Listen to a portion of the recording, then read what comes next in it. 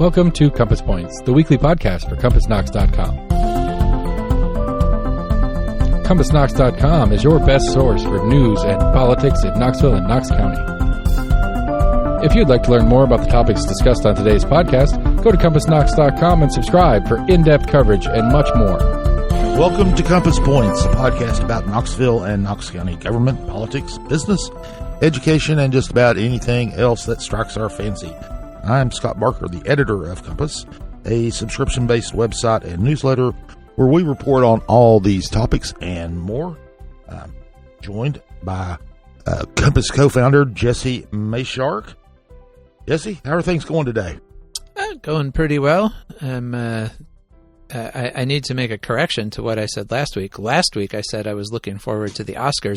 I had been misinformed about when the Oscars were.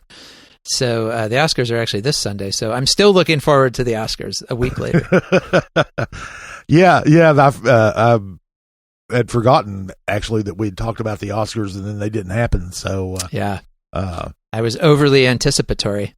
Well, it was good though because it allowed me. It gave me time to catch up on a couple of the nominated movies and performances that I hadn't seen yet. So I will be going into the Oscars better prepared than I would have been last week. There you go. And I had special ordered some sequence for you, Scott, so you're going to be able to get yours put together. All right. Well, thanks. That is Lord Seth Barber, our producer, and we're here in the opulent studios of Barbarian Productions, where he's on his throne with all of his technical gear in front of him. Seth, what's the forecast? Well, I'm going to have to get out my my thermal undergarments for my tuxedo for the Oscars this weekend, apparently, because we've got, blackberry winter. I can always get the different re-winters we get every year confused, but it spiked down pretty hard over, we had that little storm roll through, and it got super cold. It's going to get even colder over the next couple of days. Yeah, so I'm going to have to get my long johns out to put underneath my my Oscar dress.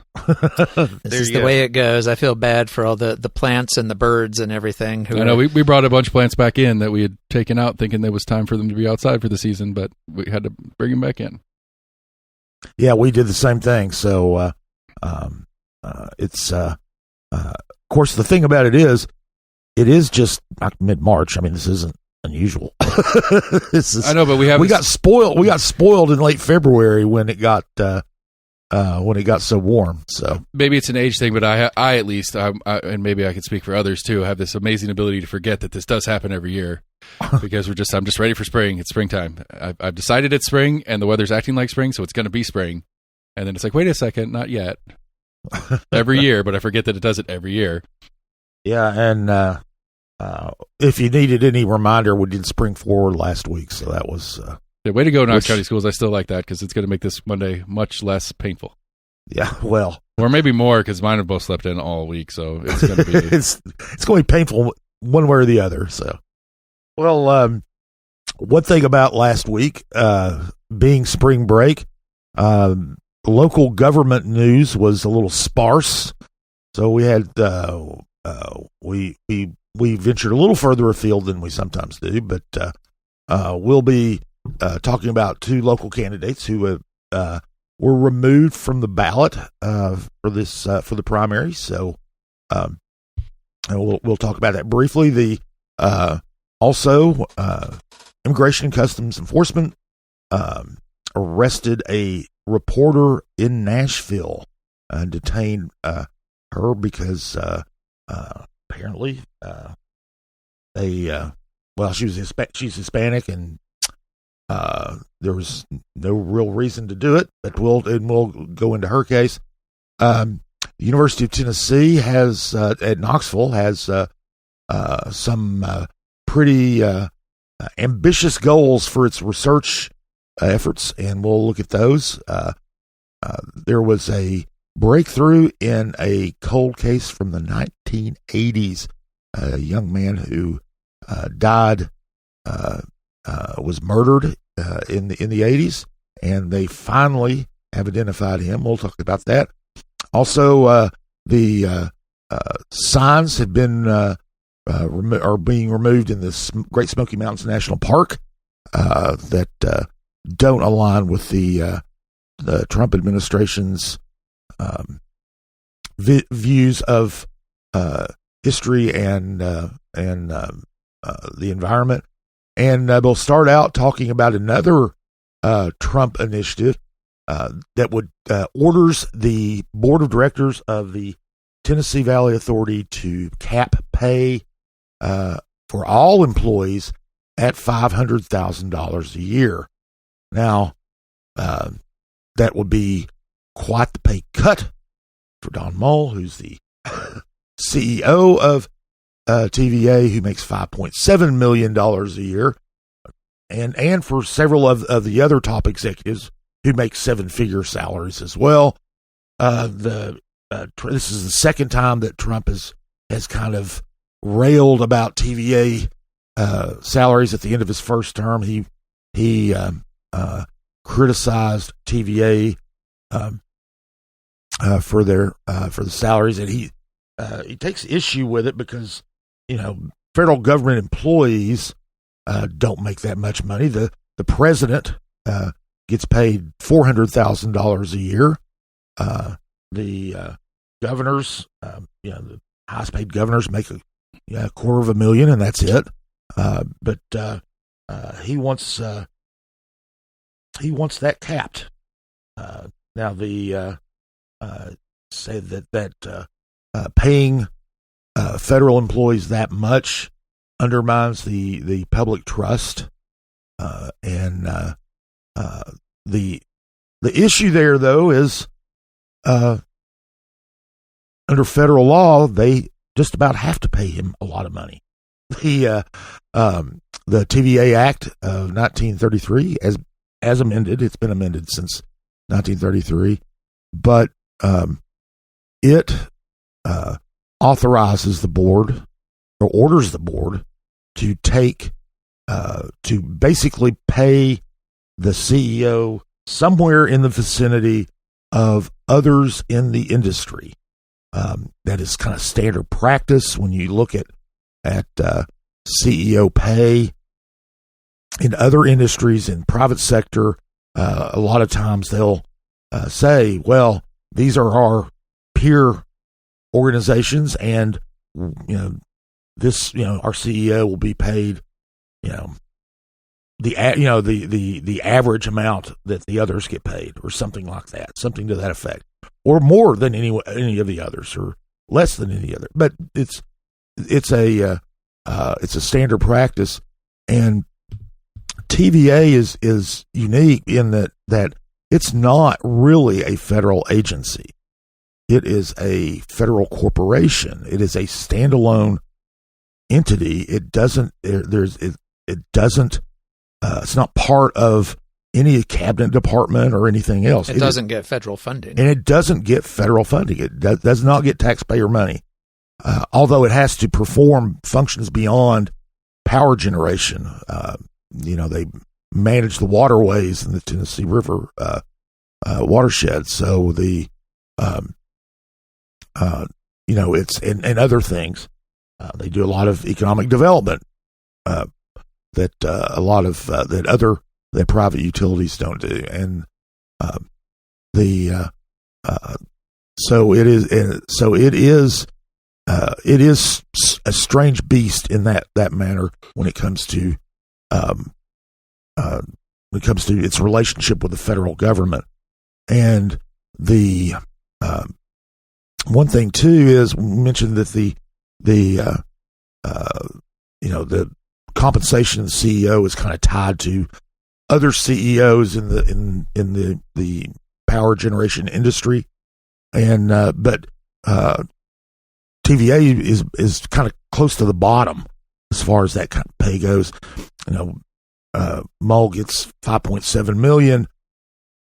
TVA is the fourth largest electricity producer in the country.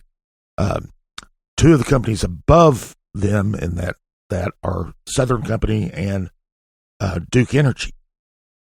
Their CEOs make more than $20 million a year, so they're more than 3 times the amount that Moul makes. And now a lot of that compensation comes in stock options, and which of course TVA being a federally owned corporation and not a publicly traded corporation or even a private corporation, TVA doesn't have stock. So there is no way to do that. And one of the reasons to do this is to attract competent, qualified people to do these jobs. You don't go from working at a convenience store to being the CEO of the fourth largest electricity producing entity in the country. I mean, it's these are professionals who have spent years, decades when you get to the CEO level. I believe Moul was 38 years in the industry. He's been in charge of nuclear operations for other entities. Then he came to TVA as the COO and got promoted last year to CEO. And in order to attract and recruit executives with that kind of experience, you got to pay them. And so TVA does that. I'm not defending exorbitant executive pay by any means.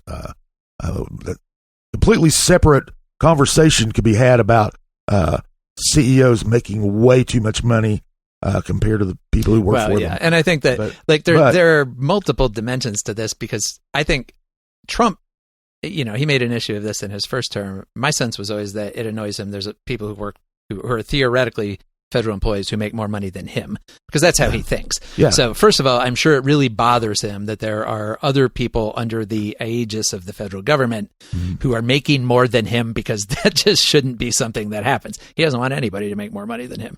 And this is not like a sort of serious effort to trim costs at TVA, because even though $5 million is a lot of money, it's, a tiny fraction of the TVA budget. If you free up that money, it's not like ratepayers are going to suddenly see some discount because, the CEO's pay has been cut by 90%. On the other hand, of course, this whole issue of pay be on peers, there are barely any peers. There are just not that many large power companies across the country. So you're always going to be dealing with a pretty small pool. Many of them are private, and they are run for profit, and they pay their CEOs the way other large private companies do. So I think you could certainly make a philosophical case that somebody running a public utility, should not be judged against the salary standards of the private sector, which is set up to do a whole different thing. And I'm always a little bit, it would be interesting if TVA actually adopted this, which I guess feels a little bit unlikely, even though Trump has now totally stocked the TVA board with his own appointees. Mm-hmm. And I guess we'll see how much pressure he decides to push on them to try to do this. It would be interesting to cap it at $500,000. My guess is that you can probably find a pretty qualified person willing to do a job for $500,000. It's still not nothing. I think that I always question that rationale. I mean, you hear the same thing with football coaches and whatever. It's like, oh, we got to pay them because these people are paying them. It's like, really, you don't think you can get somebody to do this job for $500,000? Because I feel like there are probably people who would do it for $500,000.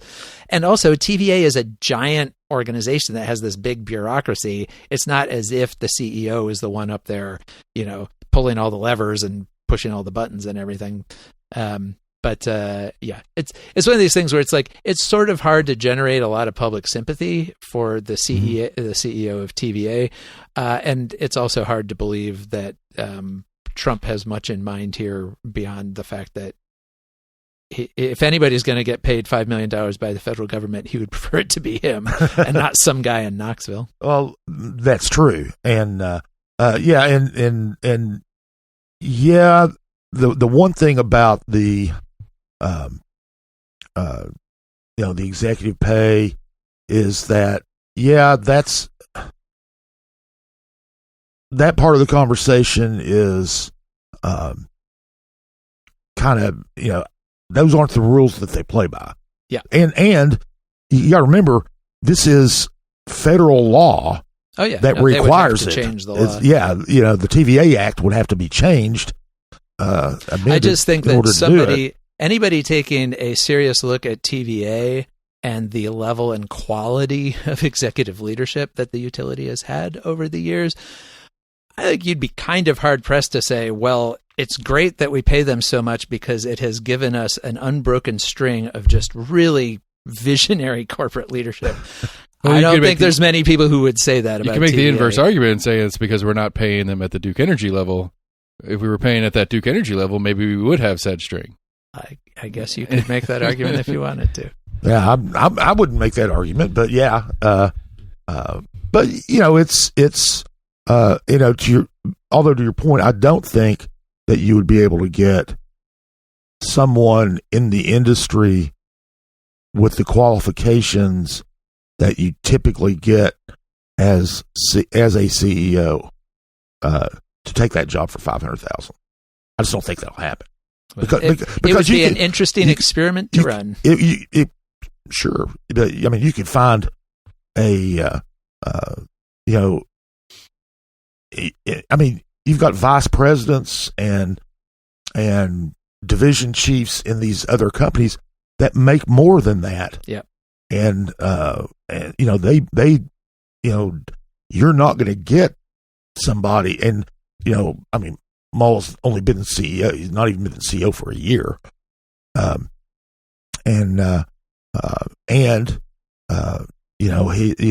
His main qualification has been that he's been in the nuclear side of the industry for years and years, and TVA is wanting to push nuclear.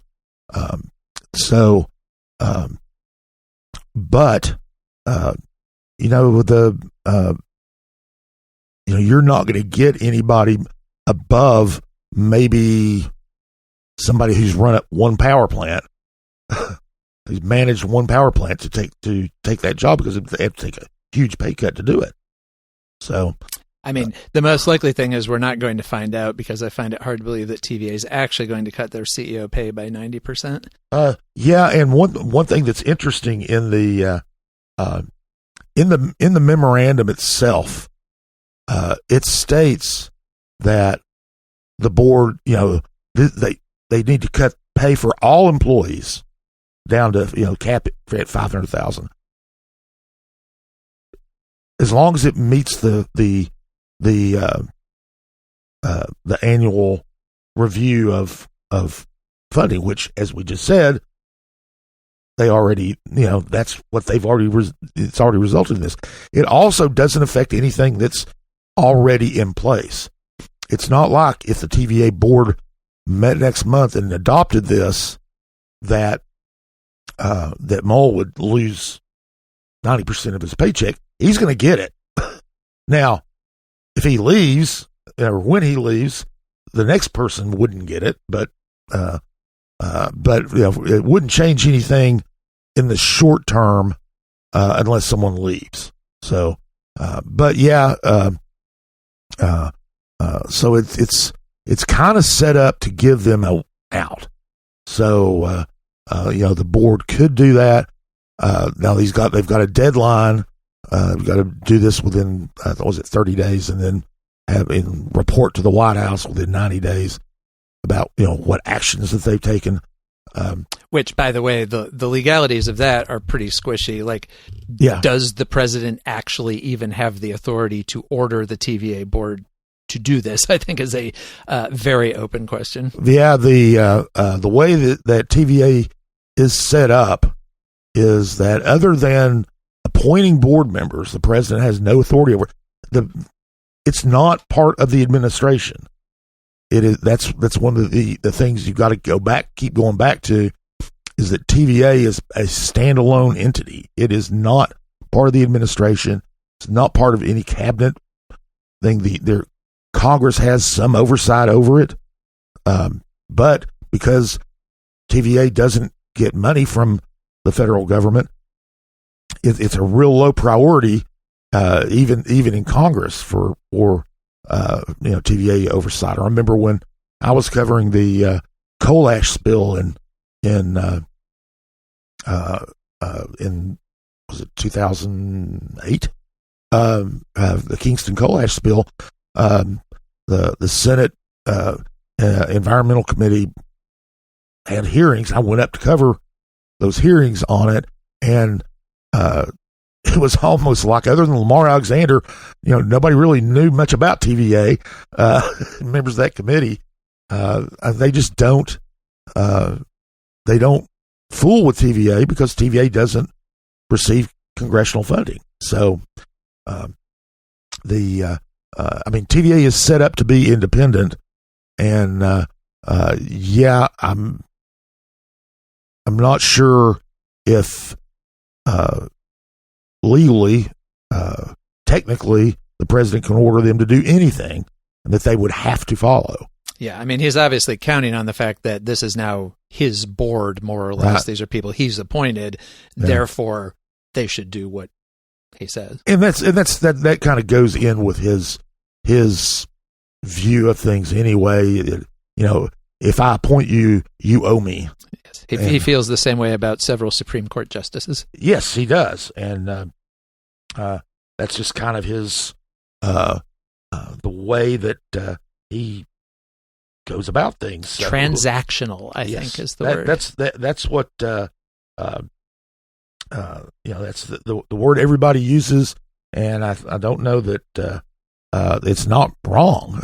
So, speaking of things the Trump administration is doing, one of the things that they have done is order the removal of signs and information in national parks that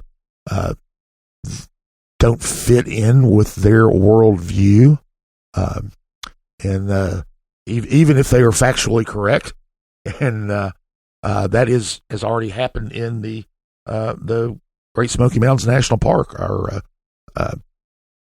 correspondent Thomas Frazier had a piece on it. There's a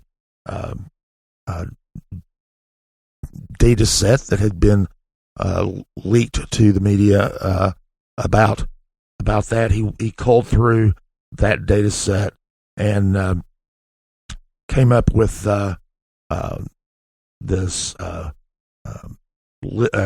several signs that in the Smokies that are being removed. Things that one that references Kuahi, which used to be called Clingman's Dome, but now it's known by its Cherokee name. That's a sign removed. A sign describing the blue haze that gives the Smokies its name, because they removed a sign explaining that, because the sign also talks about air pollution, and another sign on the damage that acid has from acid rain, which was, especially in the 80s, was a big environmental concern. It still happens. Didn't completely stop, but the effects of fish and wildlife, and even a sign about the Civilian Conservation Corps and their work. CCC practically built all the relatively new buildings in the Smokies. They were, but because that was a New Deal initiative during Franklin Roosevelt's administration, apparently that's gone too. So basically, they're scrubbing the history and the science out of the Great Smoky Mountains National Park. And now one thing that's kind of interesting is the Friends of the Smokies won't comment on it, but the National Parks Conservation Association has, and they decried this as censorship, and which is, well, it literally is. This is censorship. I mean, when the government removes information from public view, it is censorship, and especially when that information, as you're saying, is not factually incorrect. Things weren't removed because they were untrue. They're apparently being identified and targeted because they are perceived to not meet the specific policy and ideological goals of this specific administration. And this has been challenged, not the signs in the Smokies, but these efforts in some other national parks around the country have been challenged in court, and some judges have ruled against the administration on exactly those grounds, saying you are, this is censorship. There's one in Philadelphia that was especially they removed sections of a historical display in Philadelphia that mentioned George Washington's slaves, that he enslaved several hundred people. And that particular display was funded by the city of Philadelphia, and Philadelphia came in and said, you can't just come in and take these signs. We paid for them, or we helped pay for them. And the judge in that case did rule against the administration. I think that, beyond just the obvious objections that lots of people, I think, quite rightly raise to this kind of whitewashing of history and of science, there's also just the question of, is this what we want to get into? Every new administration that comes in, we're going to and Trump's been doing this all through the second term, obviously. He started with sort of renaming the Gulf of Mexico as the Gulf of America. This is not a tenable thing where it's every 4 years or every 8 years, we're going to totally swap out what we're willing to say about our history or our science or whatever. That doesn't seem like a good way for anybody to do anything. But obviously, these do come down to political decisions. Congress could pass laws about this kind of stuff if they wanted to. I don't think they want to right now.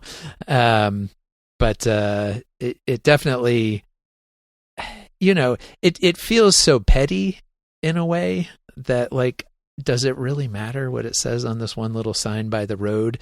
But that, I think, is kind of it's a bit of an authoritarian impulse to come in and as the temporary executive overseeing the governance of this country for a period of no more than 4 years, to give yourself the power to say, I get to decide what's on every single sign in the country everywhere.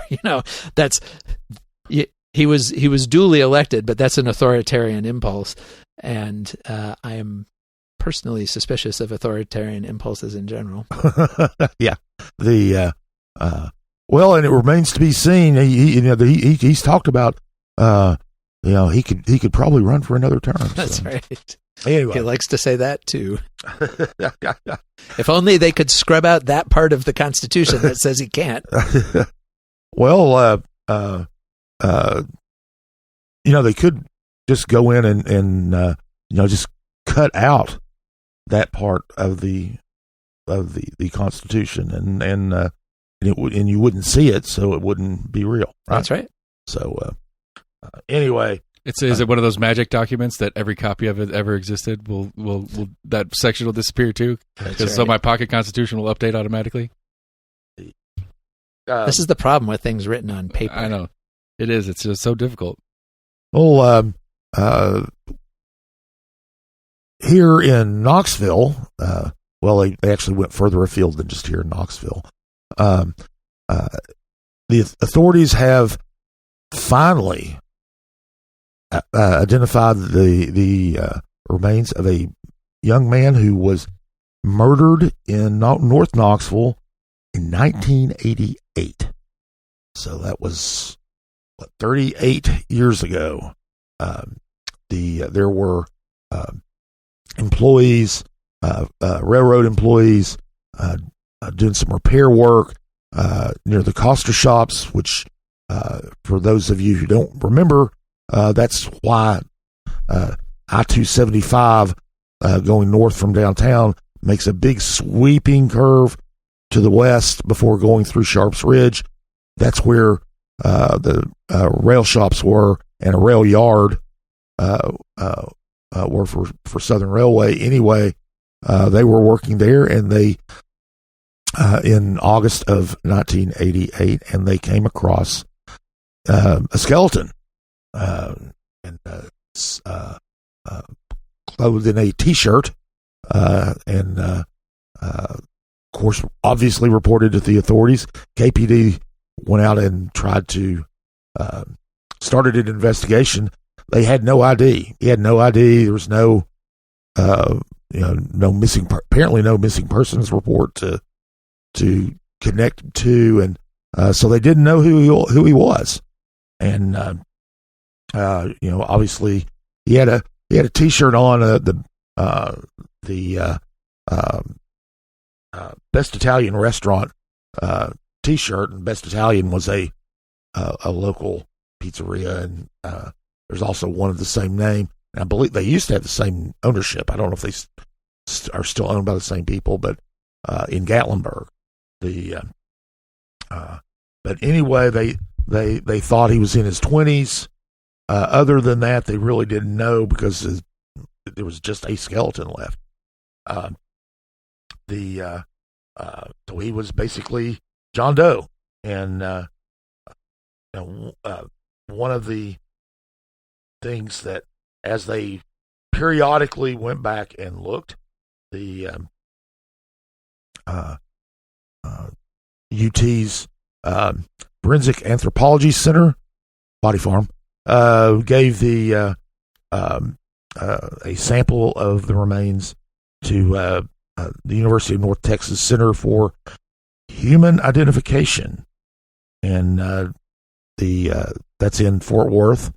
They came up with a DNA profile, but of course, DNA profiles are useless if you don't have anything to compare it to, and so they had no other. There was no DNA to compare this to. So, all this information was put in the various databases and all. And fast forward to just a couple years ago, the TBI launched its effort to identify human remains that had been unidentified. They had some initial success, but one of the big breakthrough in this field, and it's like the CSI stuff from TV. The big breakthrough has been the huge number of people who have submitted DNA for genealogical purposes to find out what their ethnic background is, what they're whether they really do have that their a little bit of Cherokee blood in them, whether they indeed came from Scotland or Ireland or whatever, or wherever they came from wherever you came from. So many people have done that, and what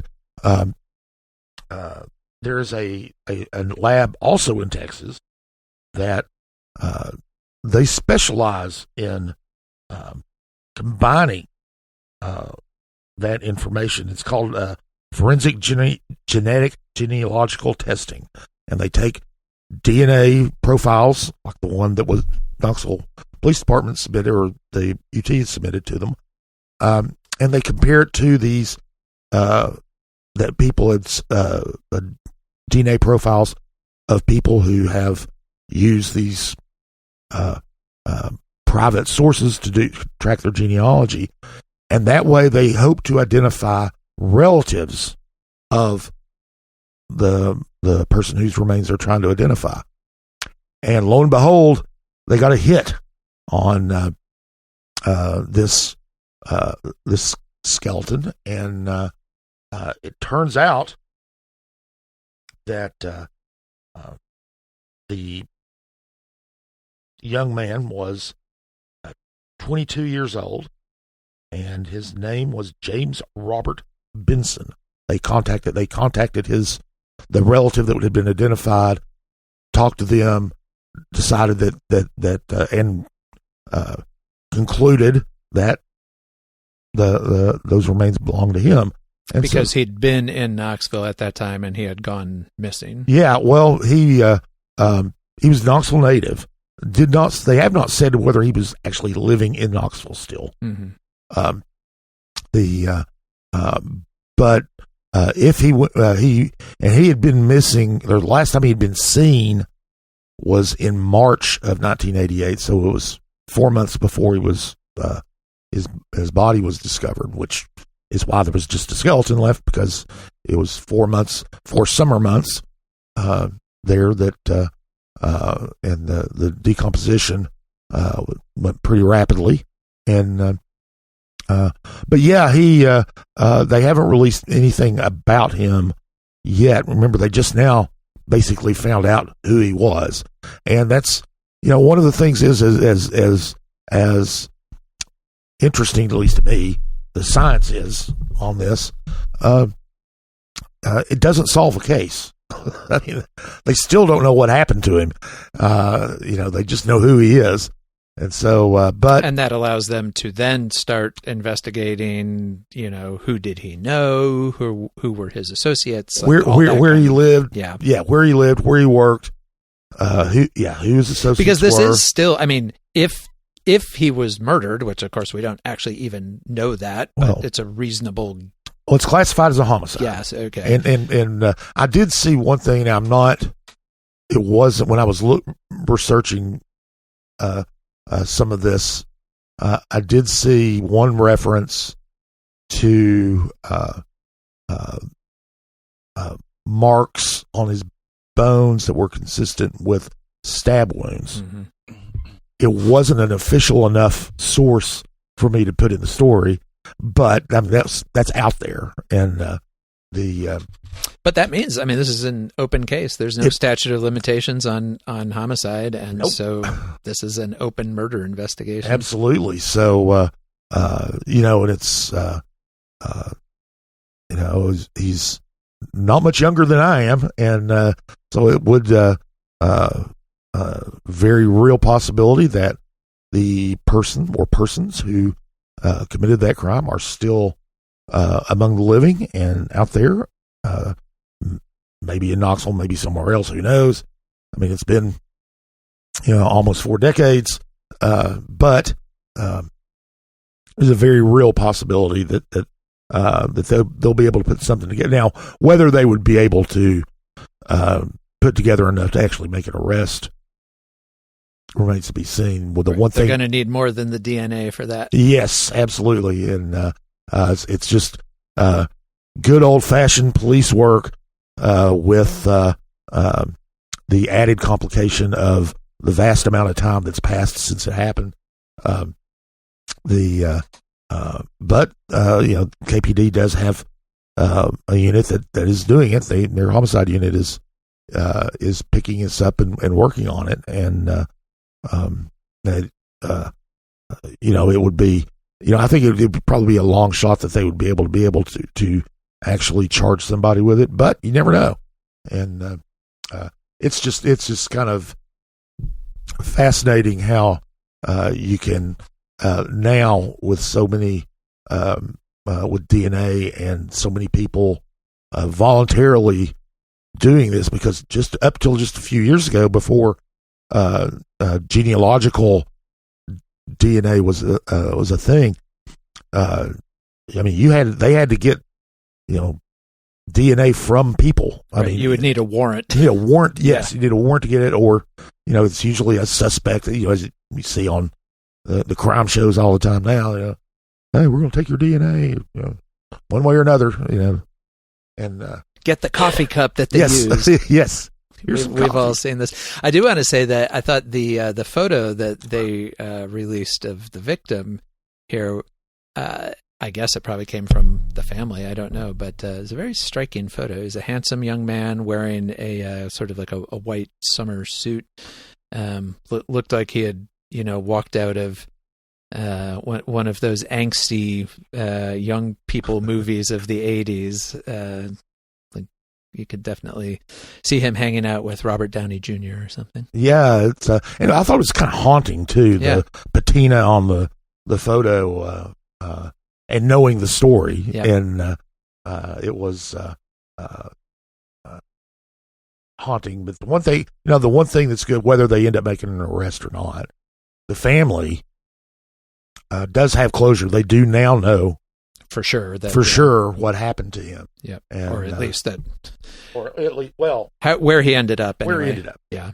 So, the another thing that we looked at last week was the University of Tennessee Knoxville's research ambitions.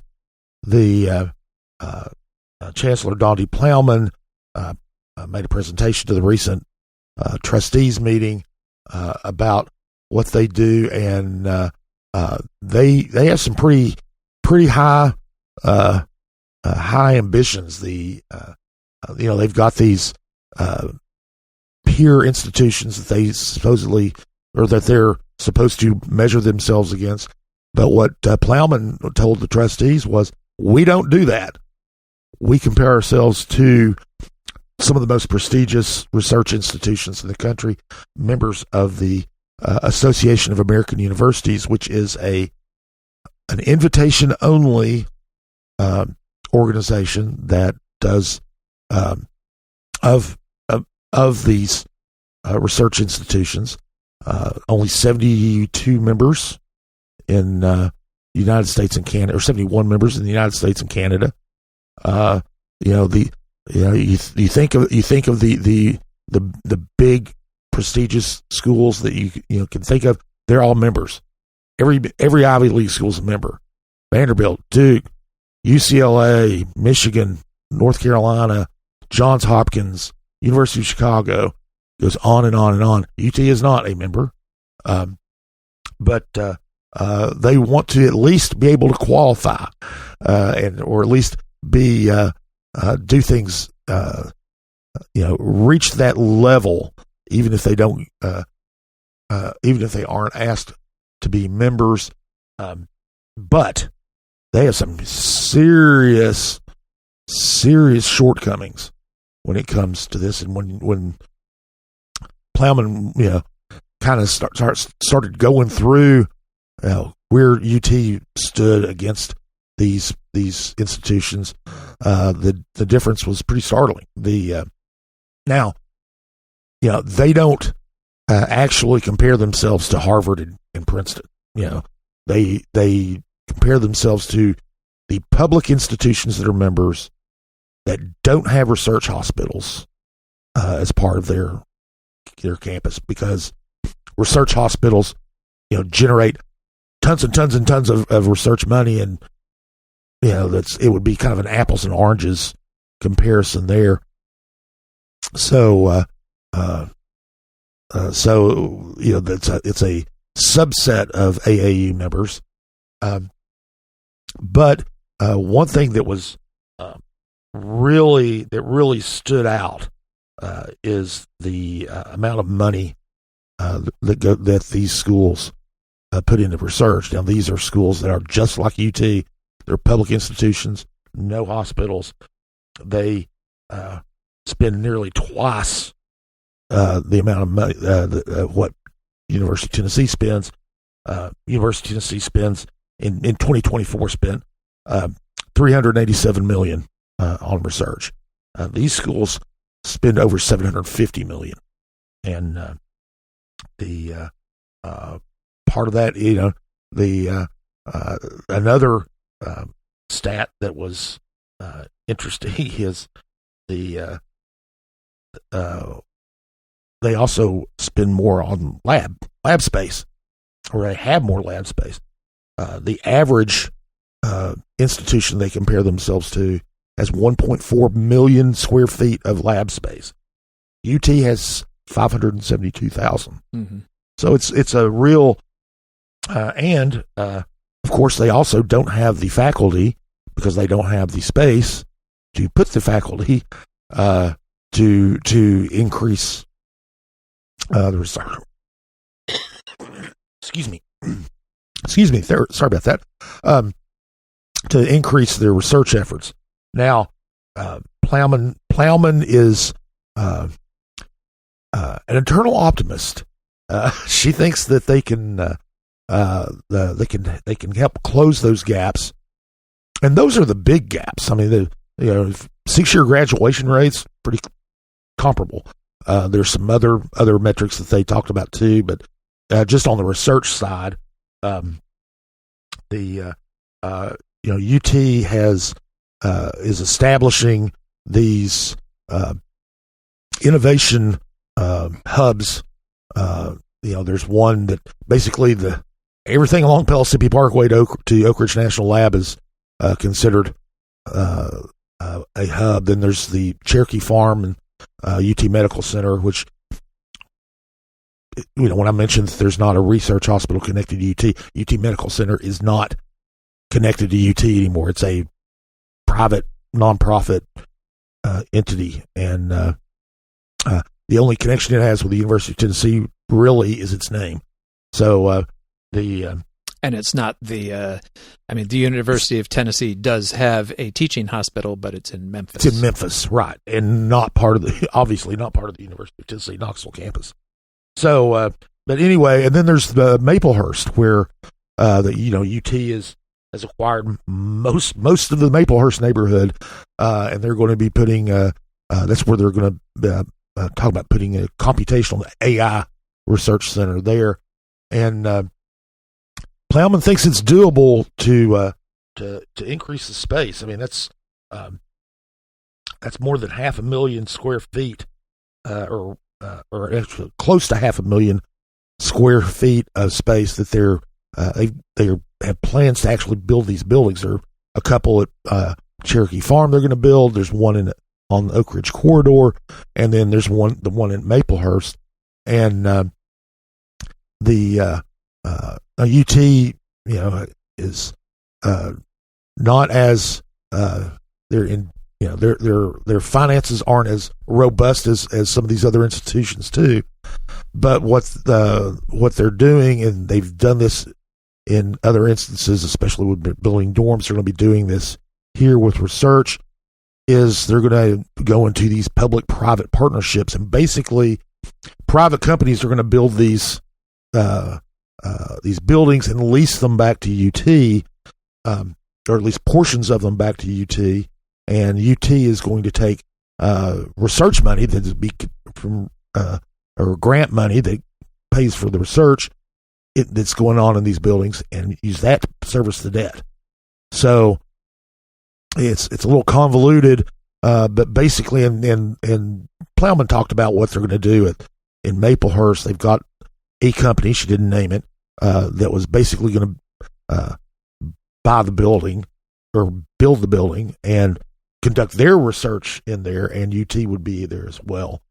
So a lot of this is, and you can debate, and it's the wisdom of having companies, private companies, come in and just pay directly for research that you do for them, that a public institution does for them.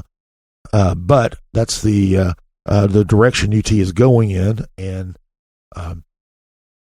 so that's how they're going to they're looking at doing that. They are hiring more professors, more researchers, and they're going after rock stars, as Plowman puts it. They want some really high end ones, but and one of the things that about this that goes back to the space issue is there's biosciences building is being planned for Cherokee Farm, and they don't really have they can't hire these people to do that type of research because they don't have a lab.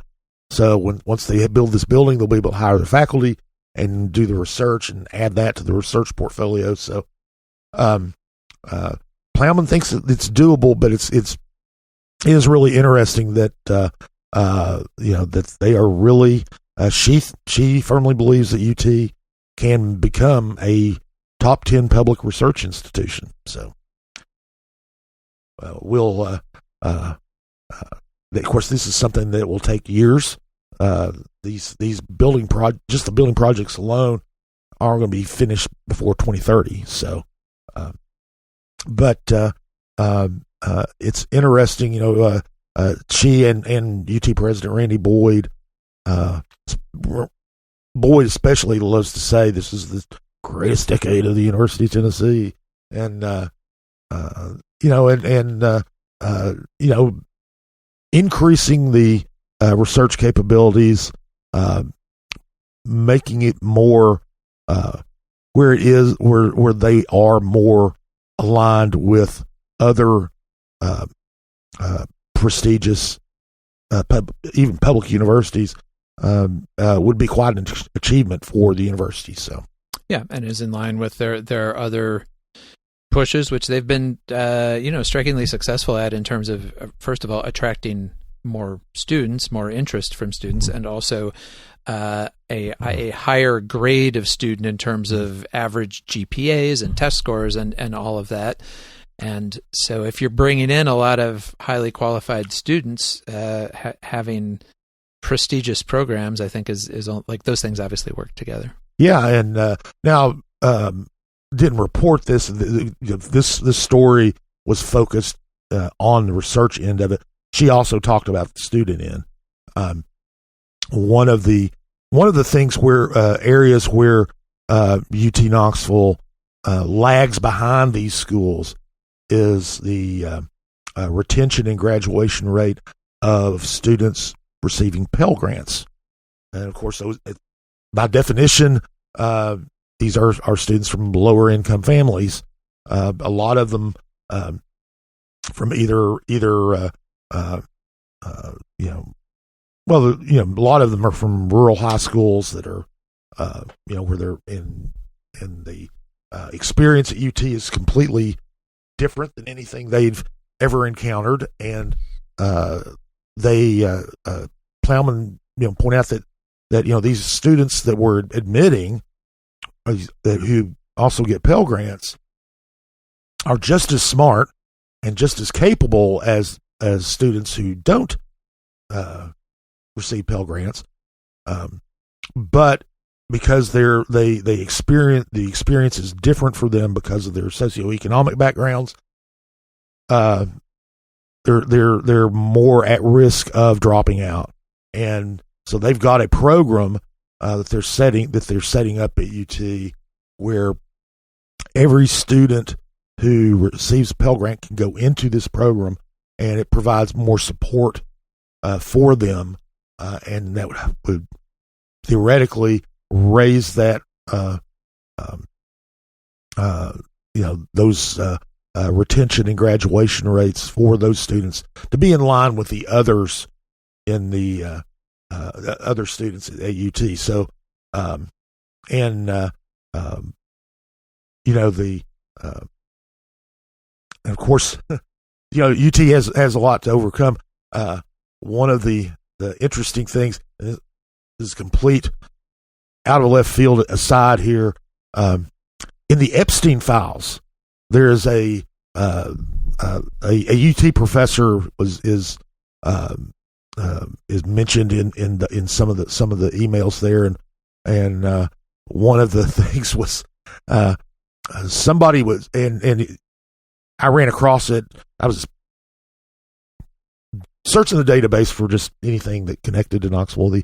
But anyway, one of the correspondents railed about UT. That if you want to go to UT, the faculty's not smart. The students are dumb.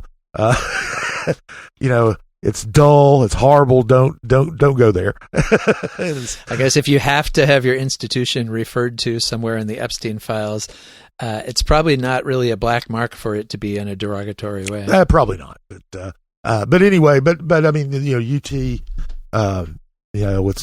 it's a Southern school. It's Tennessee. People are, there's still a lot of the anti-Appalachian stereotyping that gets done. But creating a world-class research institution, goes some way toward dispelling those myths. Yeah, so. Take that, Jeffrey Epstein.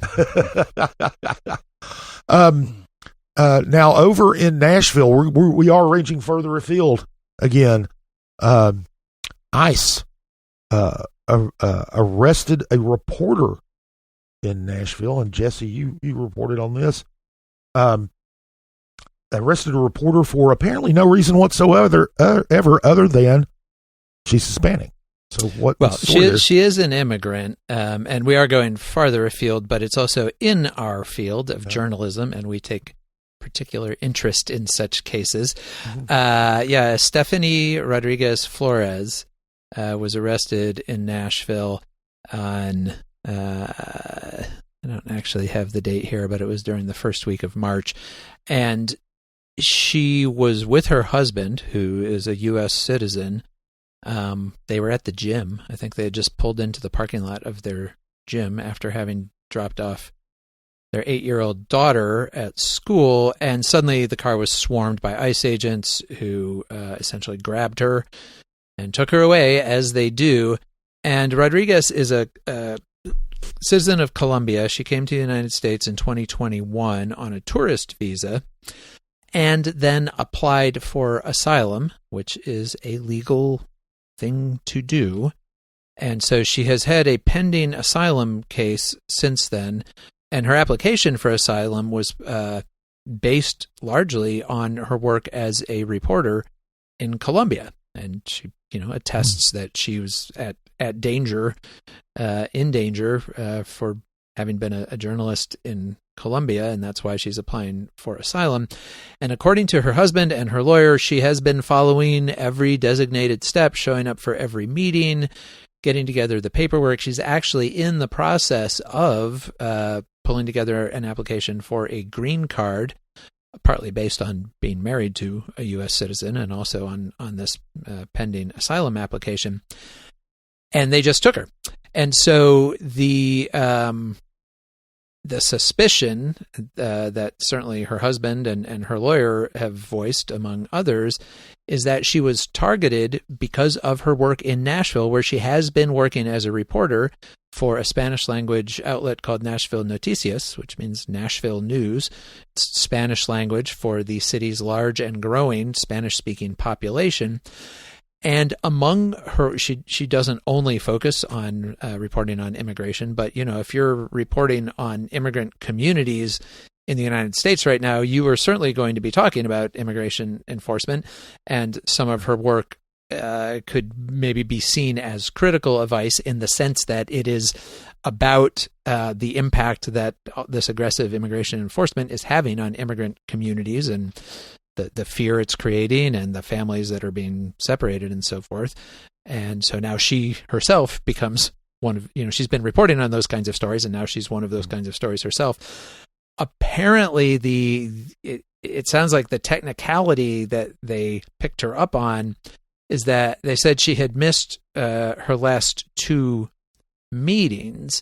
Well, the first one of those was at the end of January during the big snowstorm, and it was rescheduled because the immigration office was closed. She couldn't get to it. And so that meeting was then rescheduled to February. And the week before that meeting was supposed to happen, her husband went in to the office to ask about the upcoming meeting. They wanted to just be prepared for it, made sure they had all the right paperwork. And when he went in to ask, the office could not find the record of her appointment, and so made a new appointment for her for later in March and sent him away. So then that next appointment that they couldn't find the record of is the one that they're saying she missed, even though they had already scheduled another appointment for her. So no criminal record, there's no allegation of her doing anything except they're saying missing this meeting.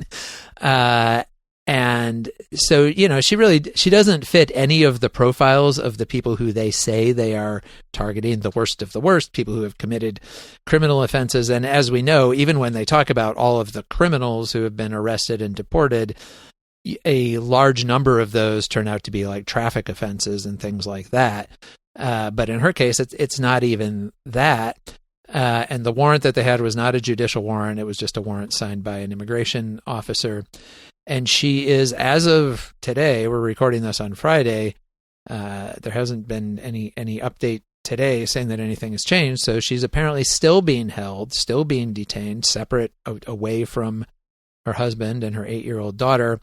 And so lots of immigrant rights groups have spoken out about this, and also lots of journalism groups, including our own chapter here, the East Tennessee chapter of the Society for Professional Journalists, which, Scott, we should say you are. I was about to say, make a disclosure. I am a member of the board of directors of the ET SPJ, and you are a former. I'm a former member, and that chapter, along with other journalism organizations, put out a statement this past week, basically decrying the arrest of a reporter in what appears to be, or certainly could be, retaliation for her journalistic work, and called for her to be returned to her family while whatever legalities are being sorted out here. So, yeah, and this is not the first time that ICE has arrested a reporter. Last year in Georgia, they arrested an immigrant from El Salvador who'd been living in Atlanta for 20 years. Again, no criminal record, and had been a well-known local Spanish-language reporter who had also been very persistently covering ICE operations there. He was arrested and was deported back to El Salvador. So, I don't know if two makes a pattern, but there are at least two instances of ICE seeming to go out of their way to target Spanish language reporters in this country.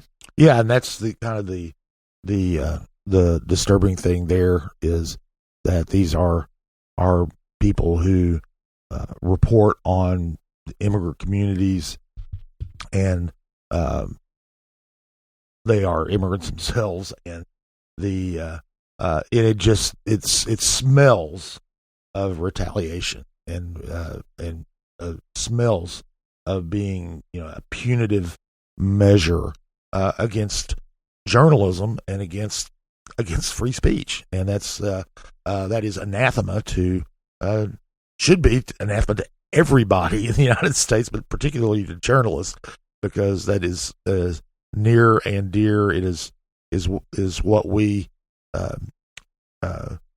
it is why we do what we do, and so hopefully that will get straightened out, and hopefully in her favor very soon, so she can get back to the noble work of being a reporter. And so now back here closer to home, well, we had we would be remiss if we didn't at least mention the election that is coming up this year. The primary ballot has been finalized, and the two people who had filed petitions to run as Republicans have been removed from the ballot, and they by the Republican Party. So they these Michael Bear, who is running for was going to run for county commission, an at-large seat, and Matthew Parsons, who was going to run for alderman in the town of Farragut. The state party decided that they were not, drum roll please, bona fide Republicans. This is what we seems like it comes up every few weeks, that this purge of candidates who are bona fide or not bona fide according to party. Anyway, one of the main things that they have to do if you want to run as a Republican is you have to vote in at least 3 of the past 4 statewide GOP primaries. We don't have party registration in Tennessee, but we have open primaries. You can vote in. It doesn't matter, but it does to the Republican Party. If you're going to run for office, you have to have voted in 3 of the last 4 statewide primaries. Neither Baird nor Parsons apparently did that, and so they have been removed from the ballot. Now there was another candidate, Leanne Eves, who was running for school board, and there was a question about her record, but apparently she passed. She filed an appeal with the local board of the party, and they granted and allowed her to remain on the ballot. All right. Yeah, and that election, as we said, the primary is coming up. It'll be May 5th. Early voting starts on April 15th. So there's a bunch of, speaking of being a Republican primary voter, if you are a Republican primary voter, you're going to actually have a pretty good selection of races to vote in. At the county-wide level, you have quite competitive primaries among Republicans for county mayor and sheriff, county trustee, and then there are a bunch of district races that also have Republican primaries. So depending on where you live, you could vote in a good handful of races. Mm-hmm. If you're looking to vote in Democratic primaries, there's only one competitive Democratic primary, which is the 1st District School Board race, where Reverend John Butler is seeking re-election and is facing a couple of primary challengers. That is the most Democratic district in the county, and so it's maybe not surprising that there is a competitive primary there, because it's the kind of place where if you win the primary, you've got a very good shot at actually being elected to the seat.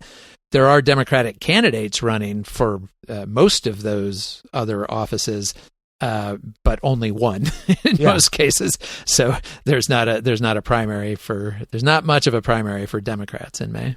Yeah, so get the old courtesy votes. Right. Yes. If you're a Democratic primary voter, you can still come out and vote in each of those categories where there's a Democratic candidate. It's just you're only going to have the one bubble to fill out. Yeah. Or you could do the thing that makes Republicans really, really, really mad and be a Democrat and vote in a Republican primary, because you can do that in Tennessee. You can. And I'm not encouraging that, just saying.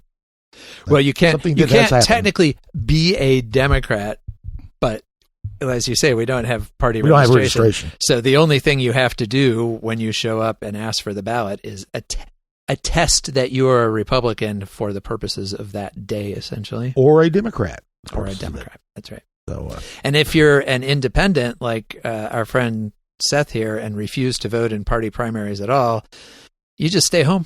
Yeah. Sure. That's what I do, because I don't want to admit I wouldn't want to admit anything questionably illegal on air, correct? That's right.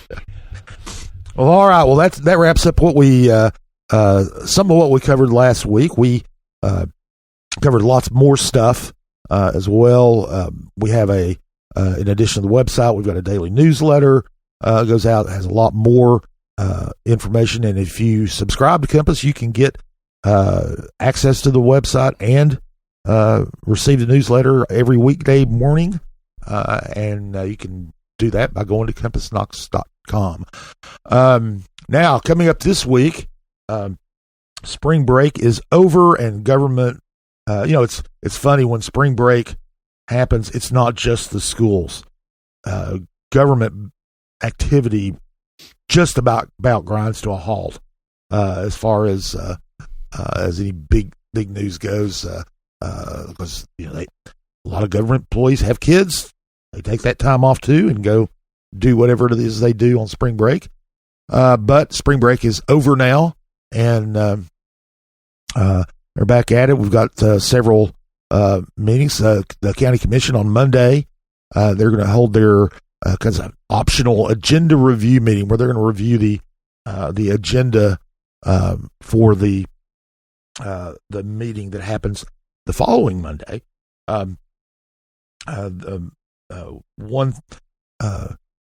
big thing that's going to be on that agenda is a proposed 5-year phase out of the wheel tax. That's been Mayor Glenn Jacobs is on board with that. Commissioner Larson Jay has been a big proponent of it. He's a co-sponsor. He's sponsoring it. And Jay, of course, is running for county mayor. So I'm sure that didn't factor in his calculus at all on pushing for this. But they're that I can't guarantee they're going to talk about this in agenda review, but it is the main item that the most impactful item that they will be. Yeah, it's an interesting one to be talking about, given that there's so much discussion of the county's already existing revenue shortfalls. Yeah, to be saying, well, and we're going to get rid of this other tax. Yeah, that's. I'm not sure that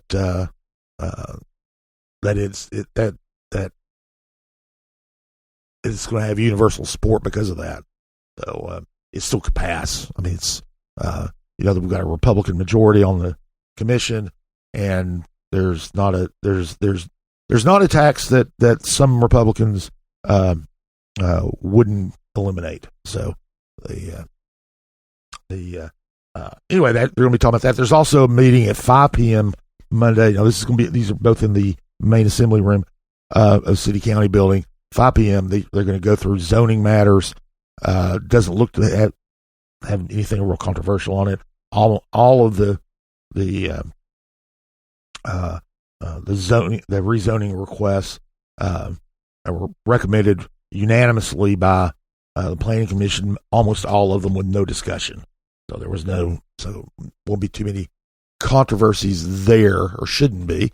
On Tuesday at 2 p.m. the Juvenile Service Center Board of Directors, kind of the interim transition group overseeing the reform of the troubled juvenile detention center in Knox County, is meeting. It's probably, I believe it's going to be their final meeting. They're wrapping up things for the transition on April 1 to management of that facility by juvenile court judge Tim Irwin. County Commission's also going to be voting on the final approval of that.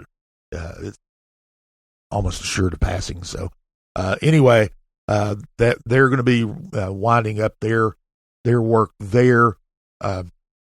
Also on Tuesday at 6 p.m., the main assembly room of the City County building, City Council is meeting.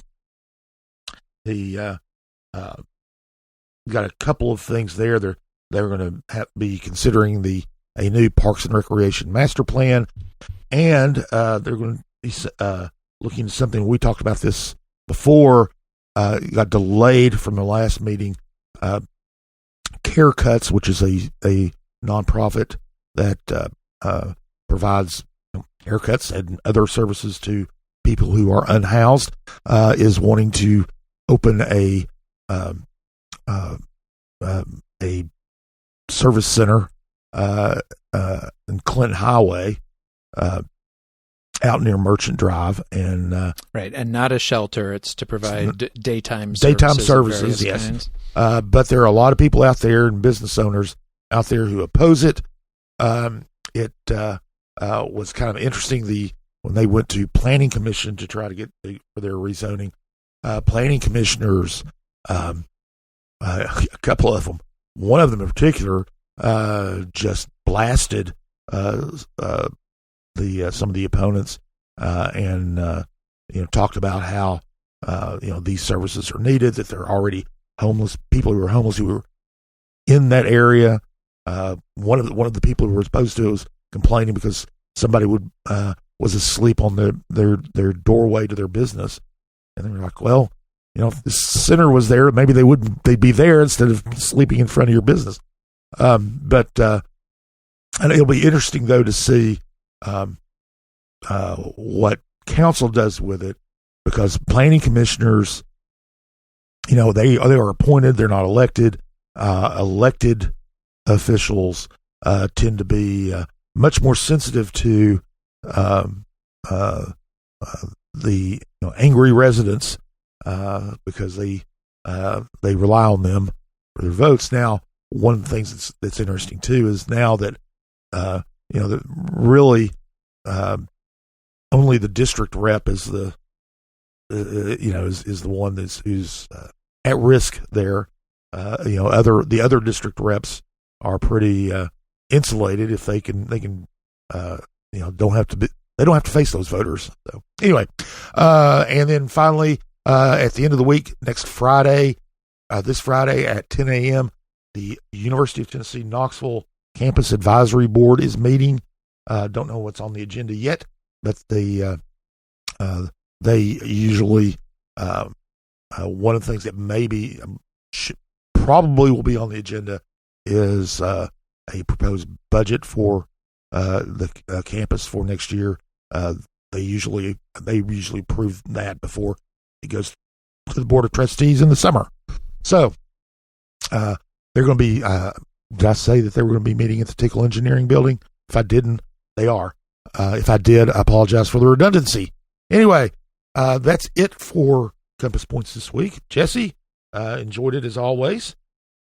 And likewise. And also we should say a big Aaron Go Bra to all of our Irish and Irish American and Irish sympathizing listeners and readers, and or even if you're just somebody who likes to put on something green. And there's never a bad excuse for a parade, so that's right. Get out there and do the parade this weekend.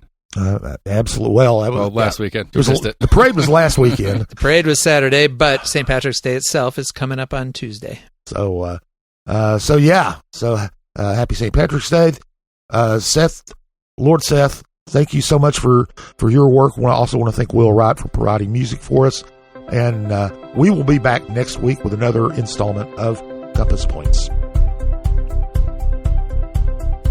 CompassKnox.com is your best source for news and politics in Knoxville and Knox County. If you'd like to learn more about the topics discussed on today's podcast, go to CompassKnox.com and subscribe for in-depth coverage and much more.